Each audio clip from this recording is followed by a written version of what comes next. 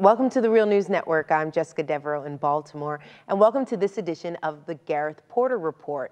Now joining us is Gareth Porter. He's a historian and investigative journalist on U.S. foreign and military policy. He writes regularly for Interpress Service on U.S. policy towards Iraq and Iran, and he's the author of 5 books, including the latest titled Manufactured Crisis: The Untold Story of the Iran Nuclear Scare. Thanks for joining us, Gareth. Hey, thanks for having me back again. Good to see you again, Jessica. Good to see you as well.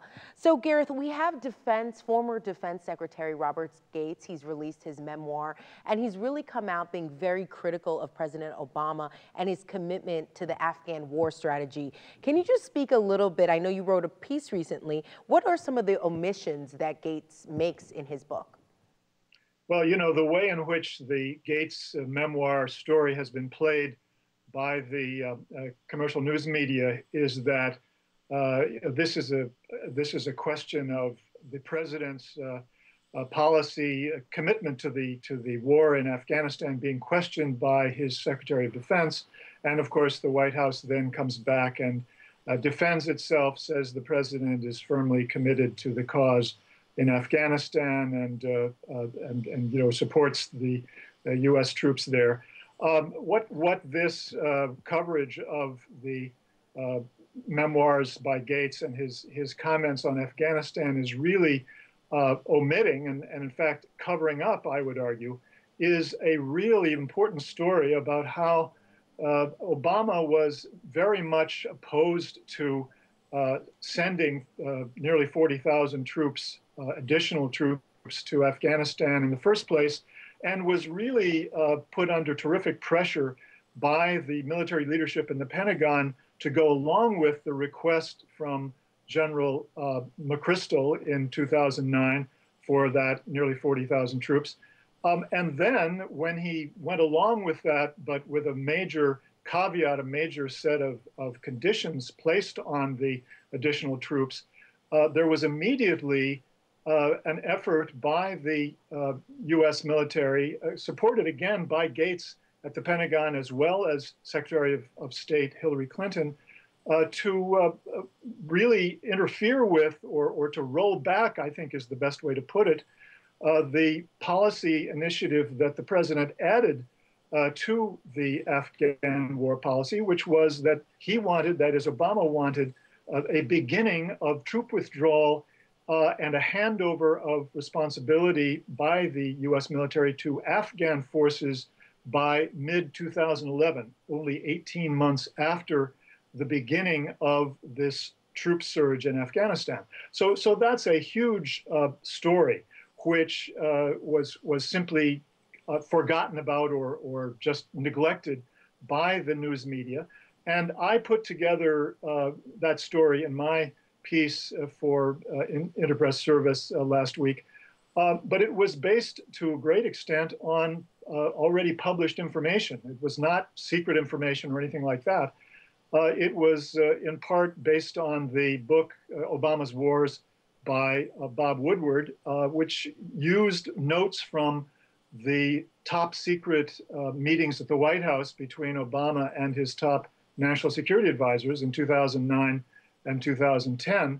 And in those meetings, what we learn is that Obama was extremely skeptical about the proposed escalation in Afghanistan and was actually arguing quite strenuously that the real U.S. interest in that part of the world was not in Afghanistan.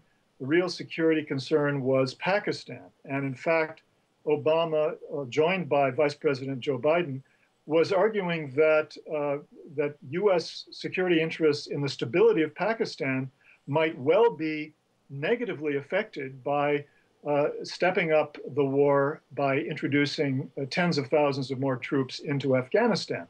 So they were really pushing back against the troop request in September and October 2009. And I point out that, in fact, someone in the Pentagon or the military or the State Department leaked to a news outlet, McClatchy Newspapers, some of the secret discussions within the White House uh, between the president and his advisors, and were telling the McClatchy papers that that the top security officials in the administration were complaining that the White House was refusing to take seriously the risk of allowing the Al-Qaeda to come back into Afghanistan if the troop request was not granted to General McChrystal. So that was a remarkable case of a leak to the press of some of the most sensitive information that is actually held by top officials of the US government. And it was, of course, used to try to force President Obama's hand. And then, as I say, almost as soon as Obama then agreed to the troop increase, or at least the vast majority of that increase in late November of 2009, but only on the condition that the troops would begin to be withdrawn in mid-2011, and that the responsibility for the war would begin to be turned over to the Afghans. The military, specifically General David Petraeus, began to push back and to try to force the president to change his policy, to withdraw or to retreat from that position that had been articulated publicly by the president through his spokesman in early December of 2009. And so really the storyline that is referred to in the memoirs of Robert M. Gates about the president saying that, referring to being gamed apparently by Petraeus, what that was really about was Petraeus, supported again by Gates and other top officials in the national security team of Obama, trying to get Obama to relent on his insistence that the withdrawal of US troops should start in mid-2011. That was referring to a meeting that took place in March of 2011. But Gareth, if there is this clear tension between the Obama administration as well as those in the Petraeus camp and Robert Gates, why would then President Obama even have these people on board with him? I mean, Robert Gates, he appointed him, he kept him on as Secretary of Defense. Why keep these people in your camp? Well, this is all politics. It's all domestic politics, and it has to do with the very strong tendency within the conventional thinkers of the Democratic Party, that is to say, conventional thinkers about politics and national security, that no Democratic president, particularly a Democratic president who does not have his own sort of history of being a major figure in national security policy, can afford to take positions that are opposed to the judgments of the military leadership and the leadership of the Pentagon. And so that was the original rationale for Obama to choose Robert M. Gates as his Secretary of Defense. Of course, he was a holdover from the Bush administration, and it was quite explicitly a matter of taking someone who was associated with the Republicans on national security and having him be, in a way, the cover politically for the Obama administration, to say, look, we are respectable on national security because we have a Republican figure as Secretary of Defense. And so this was the politics surrounding this whole set of interactions between Obama and the military leadership and Gates himself. Obama felt, obviously, I think quite wrongly, that he had to compromise constantly with the military and with Gates.